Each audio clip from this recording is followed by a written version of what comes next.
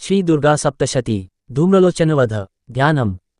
खड्गम चक्रगदेश चापपरिघां शूलं भुशुण्डीं शिरः शंखं संदधतीं करैस्त्रिनयनां सर्वांगभूषावृतां नीलाश्मद्युतिमास्य पद्मदशकां सेवे महाकालिकां यंस्तांबोरुह संस्थितां त्रिनयनां पाशांकुशाभितिदाम्। अर्थः मैं देवी महाकाली का ध्यान करता हूँ, जिनके हाथों में खड्ग, चक्र, गदा, धनुष, परिघ, शूल, भुशुंडी और शिरहा है, जो त्रिनेत्री हैं, नीलमणि जैसी ज्योति से प्रकाशित हैं, 10 मुख और 10 हाथों से युक्त हैं और कमलासन पर विराजित हैं।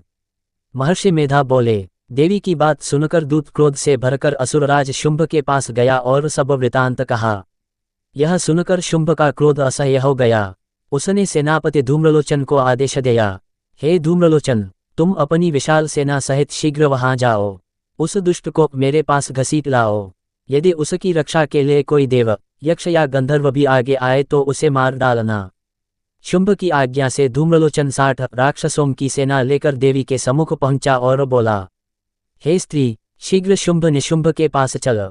यदि प्रसन्नता से नहीं चलेगी तो मैं तुझे केश घसीट ले जाऊंगा। देवी बोली, शुंभ ने तुम्हें भेजा है और तुम भी बलवान हो। यदि बलपूर्वक मुझे ले जाना चाहते हो तो मैं तुम्हें क्या रोक सकती हूँ।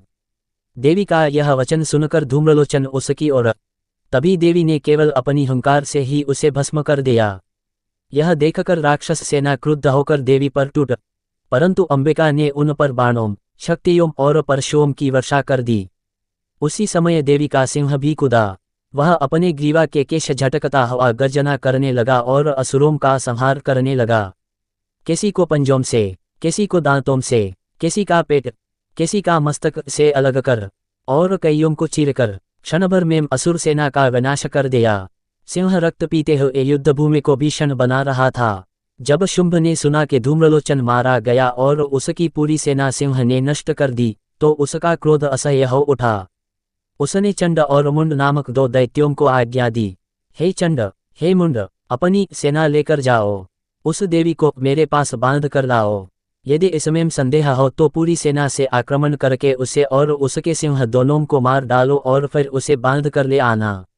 इति श्रीमद्देवी महात्म्ये धूम्रलोचन वधः समाप्तः।